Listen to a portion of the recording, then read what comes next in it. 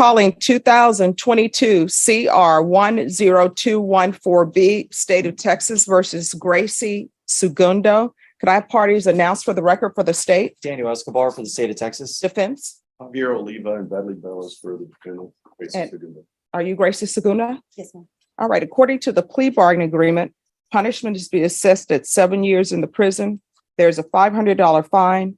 The state is opposing your application for deferred adjudication. They're recommending community supervision, and there are items to be taken in consideration. Have both parties had a chance to review the PSI report? Yes, Any objections to the PSI report, state or defense? Judge. So there are some errors on the PSI report that we wanted to bring to your attention. Yes. So it lists the offense date as, I believe, November 16th of 2021, when in reality, the offense date that's on the indictment is October 16th of 2021. All right. And it lists that in the criminal history. There's an assault that was in the criminal history that it makes it seem as if they're two separate offense dates. Okay.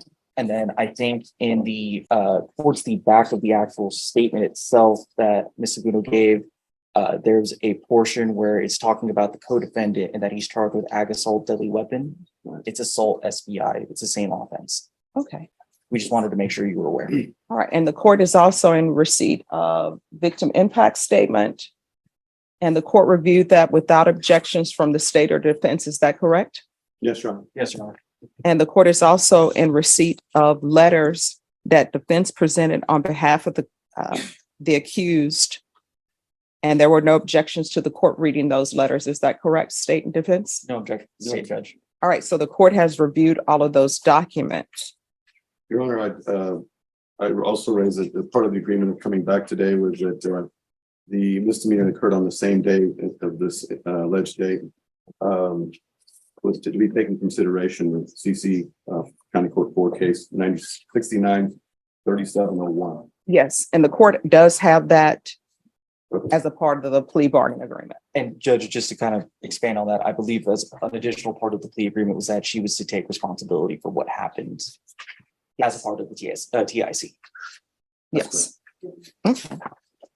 All right. So my understanding, the complainant in this case is Rebecca Martinez. Yes.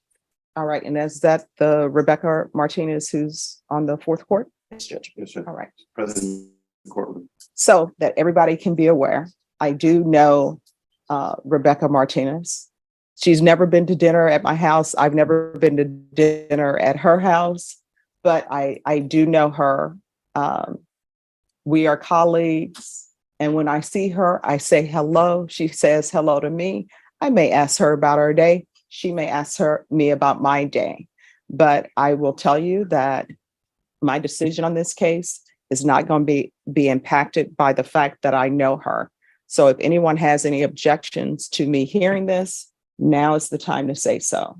State? No, Your Honor. Defense? Your Honor, I have all the confidence that it was fair and right in this case. So no objection. All right. So are there any witnesses that anyone wishes to present? State? So the state doesn't have any witnesses. The main thing that we wanted the court to be aware of was the statement from the complainant, which the court has already noted that they've read. Yes. Defense, any witnesses? Your Honor, other than my plea to you and our arguments to you before considering sentencing in this matter, I will be speaking and Ms. Segundo may say a couple of words. And Ms. Segundo's parents are present in support of her today. I can stand with Mr. Standing here in support of her today. All right. Thank you. They will not be speaking. All right. So before I begin with your presentation, with regards to the case to be taken in consideration, if you could raise your right hand for me, please. Do you solemnly swear affirm the testimony you give will be the truth and nothing but the truth, so help you God? Yes. All right. You can lower your hand, state your name for the record. Gracie Segundo. All right. And with regards to County Court Cause number 6933701, the state is taking that case into consideration, but to that case, how do you plead? No contest, sorry. I'm just nervous. That's okay. So in order for me to take that into consideration, she will have to accept full responsibility for it. So a no contest plea, I can't accept that because I don't have any police reports in regards to that.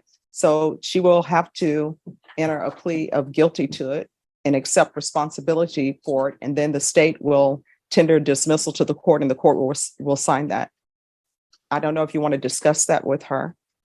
We'll go ahead and proceed with a guilty plea, Your Honor. All right. So the county court cause number 693-701. How do you plead to that?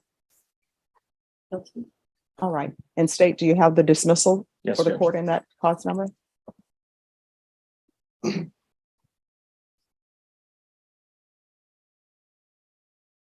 right. So the court then will hear argument. State, you're opposed to deferred adjudication? Yes, Your Honor. The reason why the state is opposed is because of the nature of the offense, the actual underlying facts. It was an assault that occurred where the resulting assault it created a lot of issues for the complainant. She was severely injured. Her life was severely impacted from that day forward, and she still feels the impact to this day. It's something that was senseless and didn't need to happen in the first place. So that's why the state is opposing deferred and is asking for probation. Defense?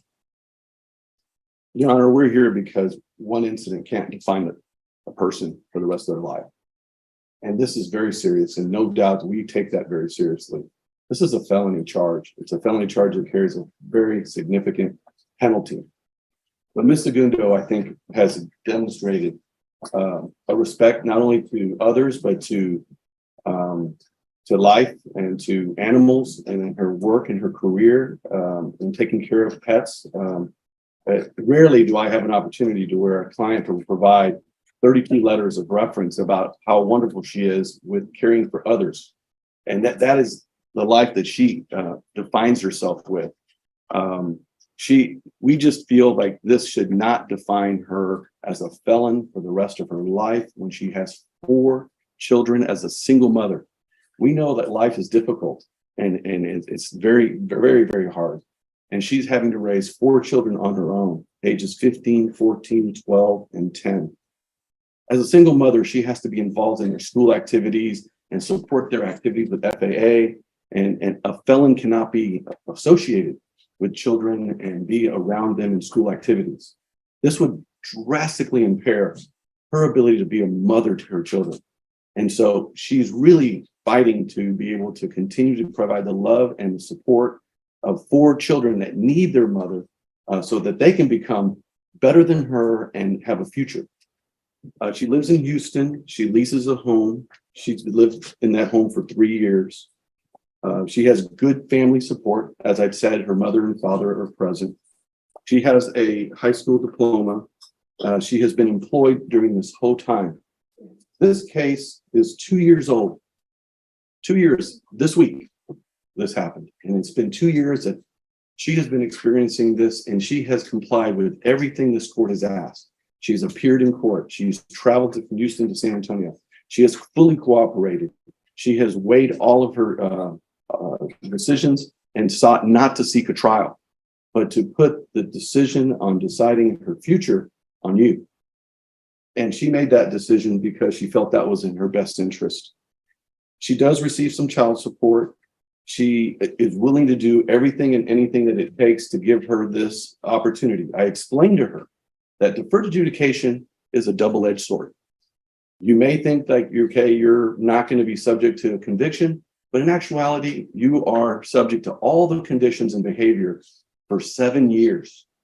We're asking you, Judge, to give her that chance, to give her the opportunity to prove to you that this one incident does not define her life or who she is or how she is as a mother or how she works. This case was very regrettable, and it should have been a day of celebration. It was after a football game, and she was acting in defense of another. She doesn't know the victim in this case. She doesn't know the judge. She never knew who she was. And I sincerely believe that just because she's a judge doesn't mean that this case should be treated any different than any other case of any other person who comes to this court and gets justice, because she should get an opportunity to do it. She's willing to do the urine analysis. She's willing to state no contact, and she's had no issues in the last 2 years with the defendant, the complainants in this case. She's willing to take anger management classes. She's willing to do community service. She's willing to do what it takes to give her the chance. And she has proven other than this one incident that happened in a flash, wasn't premeditated, it wasn't thought of. It was just something in a reaction and defense of someone that she was with. And for that reason, we think that she should be given an opportunity to earn the right to be able not to be a convicted felon. The amount of restitution in this case, I think we've agreed to, that was presented before the court was $2,416.29. We fully agreed to repay that. We will work hard every day to pay that back. But in this working community and in Houston and San Antonio, mothers every day have challenges. And we regret that this happened. And I know that she sincerely has nothing personal against Ms. Martinez or her husband. She wants to do what's right, but she also wants a chance, Judge. And I'm asking you with all the fiber of my body to give her that chance. And I will make sure and work with her that she will comply with every condition so she will never be back here before you regarding any violation or any condition of this case. You want to say something? No, I'm nervous. All right. Well, just so you know, in this court, I see everybody as a human being. I don't see them as their titles. So for me, defendants are not defendants. They're human beings who are accused of a crime. The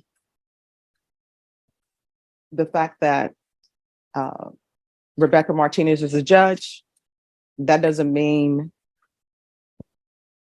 that I'm putting weight on the fact that she's a judge.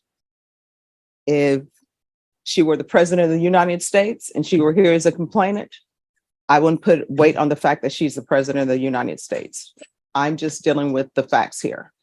And my job is to look at everything objectively and not outside noise, not what people's occupations are. You understand? So I always reread everything and reread police reports and the PSI report, and I've read the letters. I do not understand how the fact that an elevator has a limited capacity, how we go from people saying the elevator is full, you cannot be in an elevator, to it's a brawl. So explain that to me.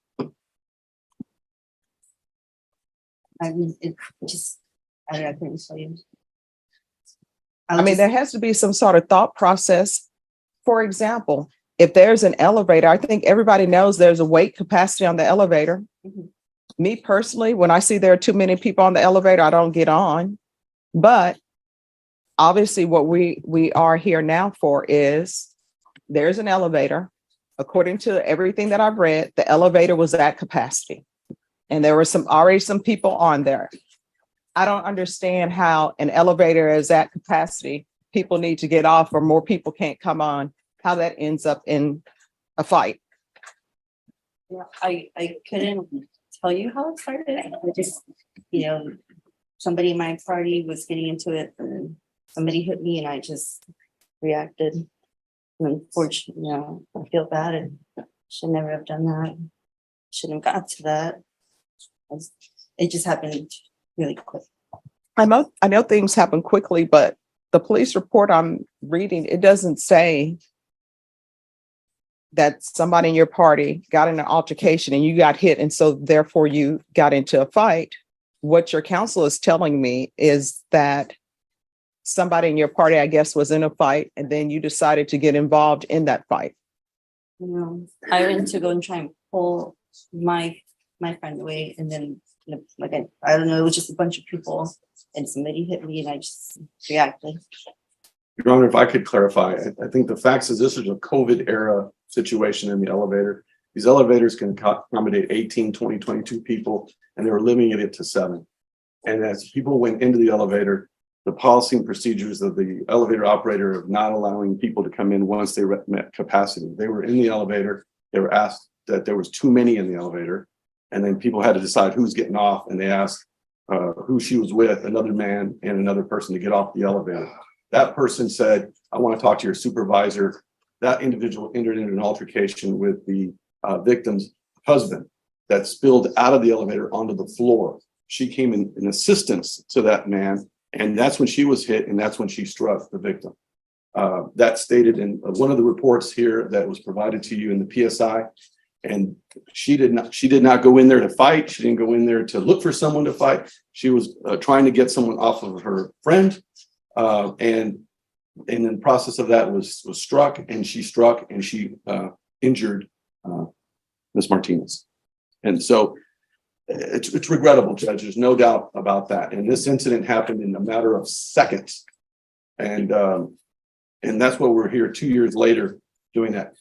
And in addition to that, Judge, there is a civil suit in this case where the parties in this case are seeking $1 million in damages against my client. And so this case will not end today. It will continue in a civil matter with a lower burden of proof, where she will have to defend herself in a civil cause of action for money damages. And Judge, just to clarify from the state's end, I would disagree with the characterization of how the incident started. The party was already on the elevator. The complainant's party was already on the elevator. They were asked to not enter the elevator. They weren't kicked off the elevator. They were asked not to enter. They were in the elevator. And that's what started it. And I also have a copy of the lawsuit that was filed this week before the sentencing, where they're seeking $1 million damages in civil lawsuit right here. You want to see it, Judge? It's public record. I would object just because relevance. It's a lawsuit and filed in the city court. That's a copy from the courthouse. All right. Unless there are some facts that are listed in the It pleads the lawsuit. whole case, Your Honor. Exactly what you're talking about is pled in the civil suit. I mean, if that document has facts that somebody has, alleged facts that somebody has presented, that's a different rendition from what's in here, then the court will. It does not, Judge. All right. So, But just to let you know, there is a civil suit. all right, then the objection will be sustained. All right. Anything else from either side? No, Your Honor. No. All right. I've read your letters that were presented, and it appears that, other than this one incident, you're a great person. But sometimes sentencing, not sometimes, always sentencing has to do with punishment, rehabilitation, and basically whether or not someone should go to prison or not go to prison. These are all things I have to think about. You understand? And so I have to weigh certain things. And the things that I'm weighing are the fact that there were people in the elevator and you were asked not to get on the elevator. Is that correct or is that not correct? You were on the elevator. Your Honor, the elevator's doors open. They entered into the elevator and they were asked, there were too many in the elevator, and the elevator operator asked people to voluntarily get off. All right. So there were already people on the elevator. Then you got on the elevator and you were asked to get out. Us just walked in at once. All right. And And then you were asked to leave. then they said we need people to get on. All right. So why didn't you just get off the elevator? That's what I don't understand. You didn't decide that. Yeah. She didn't decide that. It was a person that she was with, Your Honor, who is a defendant in the case that's in another court. So my question is, though, if there are too many people on the elevator, and let's say you get on the elevator, it's a group of you, the elevator is already filled. I'm assuming, and correct me if I'm wrong, people were on the elevator, they had not met their 7-person capacity. And then you and your group come on, and because of the number in your group, they've exceeded their 7-person capacity. And then they're saying, you all need to get off the elevator and wait. Why not just get off the elevator? That's what I don't understand. Even if you're with somebody in your party who says, I'm not getting off the elevator, why didn't you just get off and I'll wait for the next elevator? I'll take the stairs. I don't understand. We had already gotten off 2-4. So we said, like, we've been waiting, but we didn't want to be the ones to get out. And was alcohol involved, or people just don't want to take the It was after a stairs? football game, Judge. Estate, does anybody want to, I know the complainants are here. Do they want to No, say anything to the court? no. Okay. Oh, Your Honor, may I have one moment? Yes. Your Honor, I'm gonna call case question. Okay, Your Honor, he's not a victim in this case. Why would he come to? I mean, we'll see what he has to say. I don't know if he's a relevant witness or not, but if he were present at the scene. You know, I would think that the person involved is the one who's, in this case, is the one that would need to address it. He's had his day in court. He has spoken before the court. I don't see why he needs to speak in this case at sentencing. All right, you can call your witness. State calls David Martinez.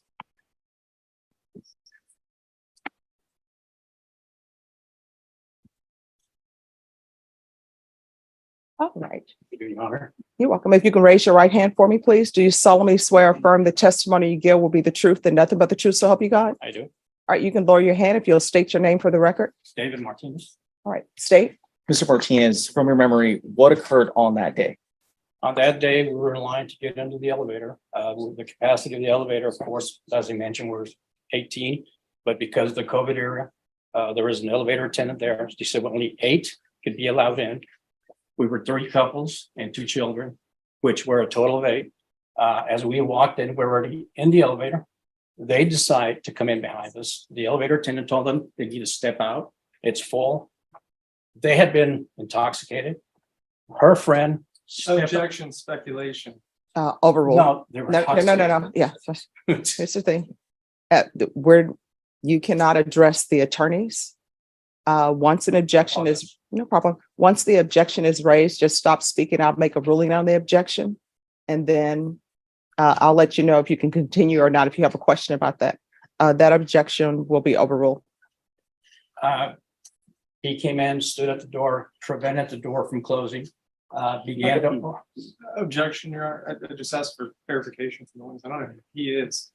Which he are you speaking about, sir? Her partner, there was 2 gentlemen, which was the initial one that started arguing with us. And her partner that she was mentioning that walked in, and they were not, we were already in the elevator already when they decided to block the door from closing.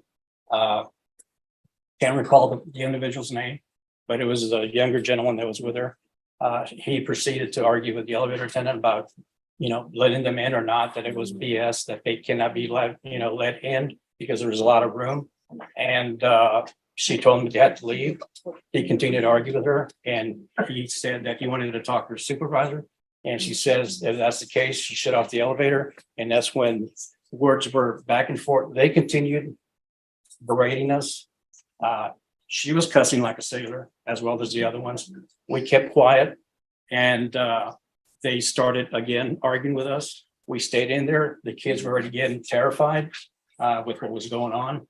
They started crying, and they continued with their vulgar language.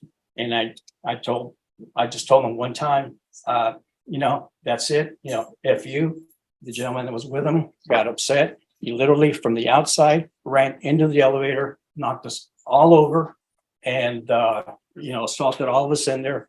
I grabbed him and I pushed him out. It was not the individual that she says was in there. It was the other individual that was with him that probably hosted them to the game. And he and I went outside. And after that, what? From there, sir, is that where everything happened? Correct. Pass it with this judge. Any questions? Mr. Martinez, I'll just start right from leaving the elevator. So by the time that you set foot out of the elevator, you're in the middle of a physical altercation. Is I that was, yes, while I was on the ground. right? Okay. How much were you able to perceive about what was happening around you while you were in the middle of that? Well, I was altercation? on the If you ground. let me finish my question. All right, it's, One of we're gonna talk.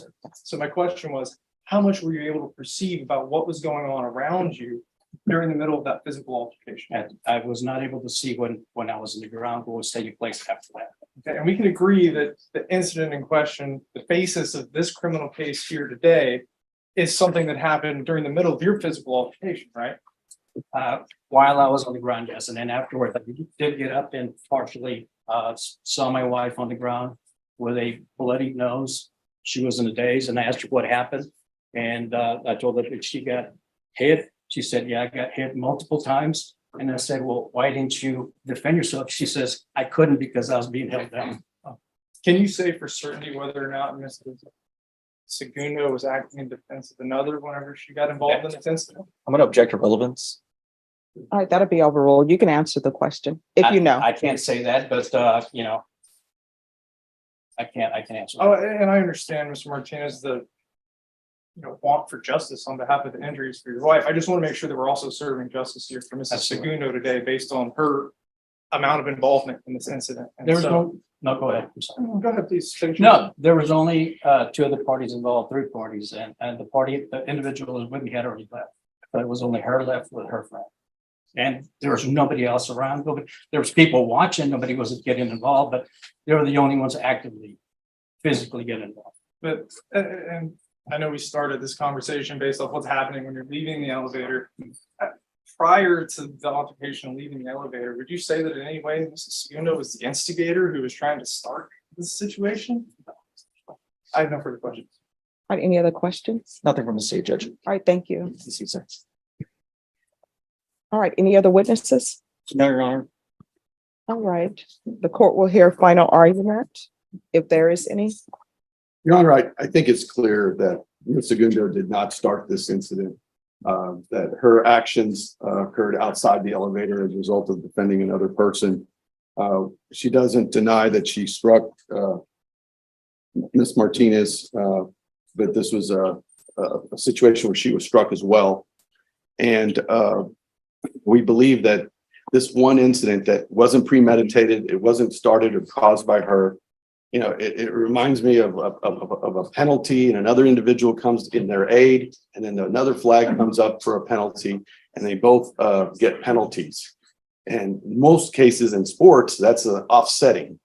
And I think in this case, at looking at the situation, looking at history since that day, that I think it would be fair to give this single mother a chance to continue her life and being a mother and working at her employment. So not to have this crash down on her with her children, with her workplace. We can't promise that she will keep her job upon this conviction. We cannot promise that she can be able to parent her children and be the primary caretaker of her children as a result of this conviction. But we can promise that if she is given a chance, she will do everything in her power to remain on probation for 7 years. To do what's right, so not to be considered a felon in a situation that she wished never had happened. There's no ill will here. There is no desire on her part to do anything but to move on with her life and pay what's owed, the $2,500, and do what it takes to win your trust. So we're asking, Judge, that deferred adjudication be given to this woman so that she can continue to do her life and do good for her children and her work and her community. State, any final arguments? Your Honor, the concern from the state here is, again, the facts of the case. It's that, yes, she wasn't the instigator, but she chose to take it to this level. It was her choice to take this out on the complainant. It was her choice to get involved against the complainant and to not show restraint. It's the issue that this all started over something very trivial, that if just a little bit of patience, this would have all passed over. That moment that she decided to act how she did has affected the complainant from that day until today. And it's going to affect her past this. That's why the state is asking for probation on this case and for you to not grant her deferred adjudication. All right, so what is the amount of restitution and who is the restitution to? It's to Rebecca Martinez and $2,416.29. Wait, 2,400? $16.29. And also in the plea bargain agreement, it says restitution to, Jeanette Rojas. yes. Your Honor, so we haven't gotten any medical or billing from there. We would ask restitution to be determined on that amount. All right, so with regards to the restitution to Jeanette Riojas, if there's a restitution amount that's submitted to the court and you all have objections to it, we can have a restitution hearing. Thank you. And I'll just write in that there's to be a restitution hearing as it relates to Jeanette Riojas. And I'm assuming she's going to want to transfer to Houston. Yes, Your Honor. And what, It's in Harris County.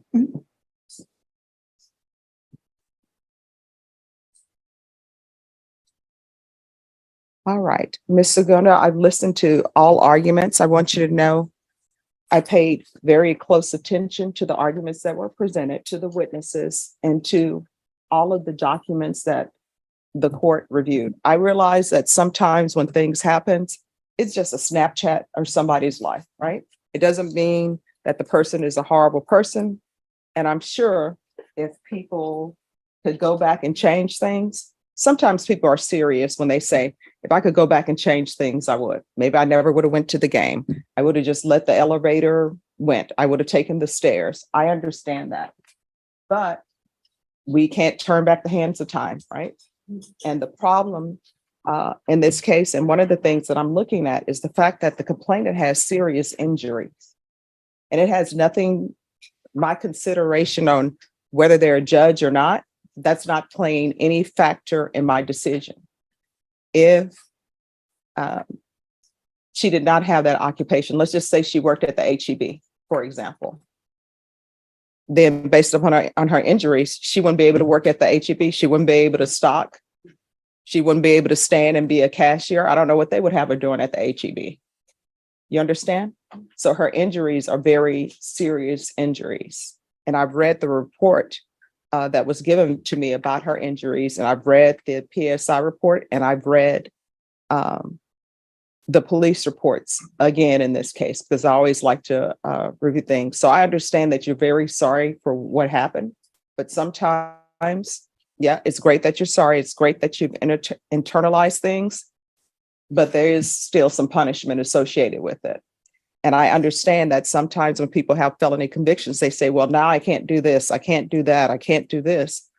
But then when you look at the complainant has some lifelong issues. And that's the report that I was given and that your attorney has read. The injuries that she suffered are not going away. And from the report I read, it sounds like they're never going away. She's always going to have those injuries. And I think you know that when people have broken bones, there's a change in the weather, their bones ache. I have it with my fingers because at one point in time, all my fingers were broken on my left hand. So I know when the weather is changing, it gets a little bit painful, not unbearably painful, but it does. So those are a whole host of things that happens when somebody suffers the injuries that she suffered. I understand, as I said, that you're sympathetic, and I believe that you're sympathetic, and if you could do things over, you would. But I am where I am right now, okay? All right, this is what the court is going to do. Court will find you guilty, sentence you to 7 years in the prison, suspended and probated for 5 years. There's a $500 fine that will be probated. There's a transfer to Houston, Texas, Harris County. Taking consideration County Court Cause number 693701, there's to be restitution of $2,416.29 to Rebecca Martinez. There's to be no contact with Rebecca Martinez or Jeanette Riojas. Proof of employment within 45 days.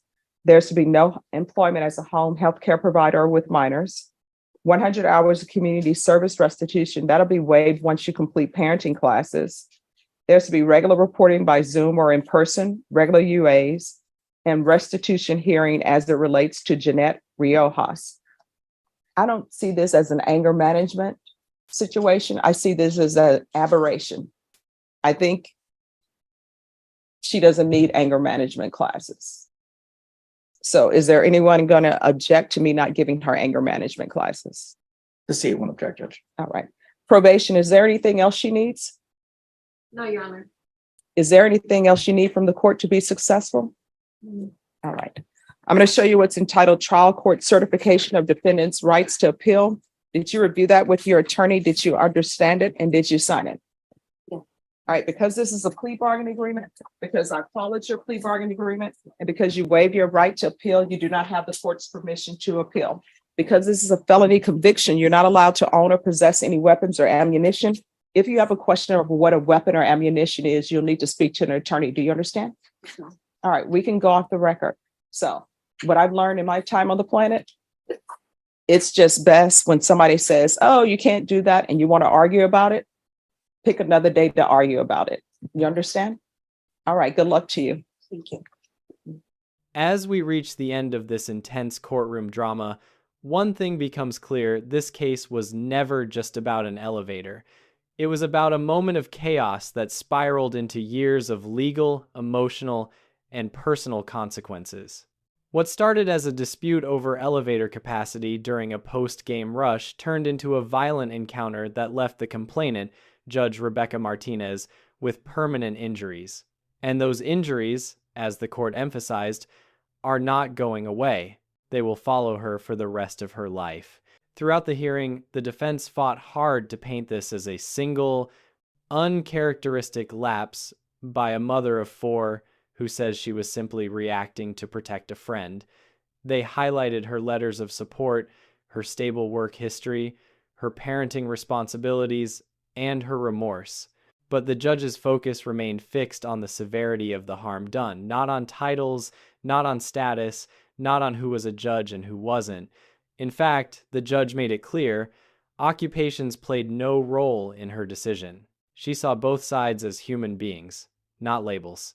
The testimony from the victim's husband added even more weight. His description of children crying, adults shouting, and a sudden physical attack created a vivid picture of just how quickly things escalated.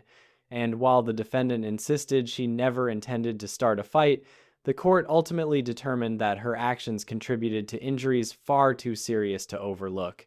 In the end, the judge denied deferred adjudication and instead imposed a 5-year probation, a suspended 7-year sentence hanging overhead, along with restitution of $2,416.29, no contact orders, community service requirements, employment conditions, and a transfer to Harris County supervision. A restitution hearing is still pending for the second alleged victim. And beyond all of that, a civil lawsuit seeking financial damages is already underway, meaning this legal battle is far from finished. So here's the question for you. Was this the right balance between accountability and compassion? Should a single moment define a person's future? Or do the injuries suffered justify the court's firm stance? These aren't easy questions, and that's exactly why this case has captured so much attention. If you found this case as shocking as we did, make sure to hit that like button, share your thoughts in the comments, and don't forget to subscribe for more jaw-dropping courtroom breakdowns. Your engagement helps us bring more cases like this to light, and trust me, you won't want to miss what's coming next.